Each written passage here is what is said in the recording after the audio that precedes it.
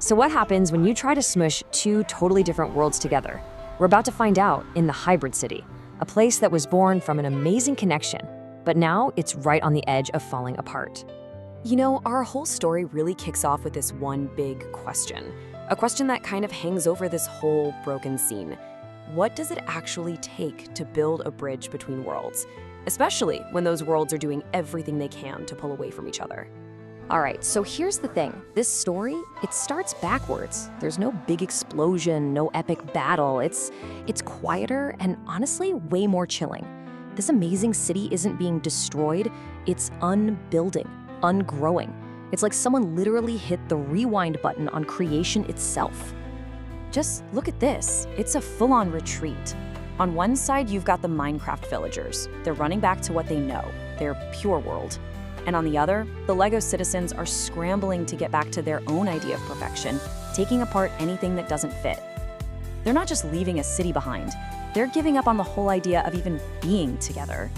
And caught right in the middle of this whole mess are two friends. You got Pixel from the block world and Click from the brick world. And as this space between them just collapses, they are literally torn apart. I mean, just look at that moment. Their hands are inches from each other, reaching across this void that's just getting bigger and bigger every second. It's heartbreaking. And you can almost hear it, right? Through that tear in reality, Clinderthic's voice just screams this last desperate plea. A command that's just filled with everything they're about to lose. Build the bridge. And then, nothing, just silence. Pixel is completely alone, stranded in that empty Minecraft void. I mean, think about it. No blocks, no tools, not a single thing.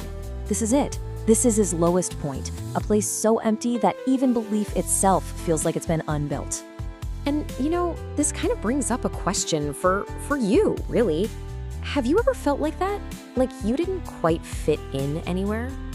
Maybe you felt like you were a mix of different things and you didn't neatly fit into any one box. So there he is in that crushing silence, and he just looks down at his hands. He sees his square, pixelated fingers and his smooth, studded palms. And right then, in that moment, something clicks. He realizes he's not half of one thing and half of another. Superpower. He's not broken. He is whole. He is the bridge. And that moment right there, that moment of just accepting who he is, it changes everything. This is the turning point of the entire story. Think about it. The one thing that always made him feel like an outsider, what he probably thought was his biggest flaw, he suddenly sees it for what it is. It's his greatest strength. Being a mix of both worlds isn't a weakness at all. It's his superpower. And with that realization comes this powerful new idea, a declaration that just shatters the silence of the void. I don't need blocks. I don't need bricks. I am the material. So what does he do? He starts to build, but not with anything from the outside. He builds with himself. He literally reaches out, using his own pixelated arm as a beam, his own studded leg as a foundation. His body becomes the bridge. It's this incredible, selfless act of creation. And this one act of sacrifice, it's a total game changer. It flips the entire story on its head. It's no longer about destruction and separation. It's about unity. It's not about combat anymore. It's about compassion. And across that void, Click sees what he's doing. She sees his courage, and it inspires her. So she starts building from her side, reaching out to him. And the amazing thing is, their two styles, the styles that everyone thought were wrong together, they don't clash at all. They combine. They create this beautiful, impossible bridge that isn't just about getting from one side to the other. It's about really, truly connecting. Okay, so then the glitch shows up. Remember the glitch? It's the thing that was causing the whole unbuilding in the first place. But when it confronts them, it doesn't find two enemies ready to fight. It finds two people who have totally embraced what made them different. And Pixel, he doesn't attack. He offers it compassion. He invites it to join them. He says, build with us. And for the very first time, the glitch isn't saying, Really want me to join you. and in that one moment of acceptance, it completely transforms. It becomes that living, breathing space between things. Welcome to the Imaginarium, the space between, where building is infinite. But wait, the story doesn't end there. In their world, this is where things get really interesting. This is where it starts to cross over into our world. So this incredible new world of harmony is born.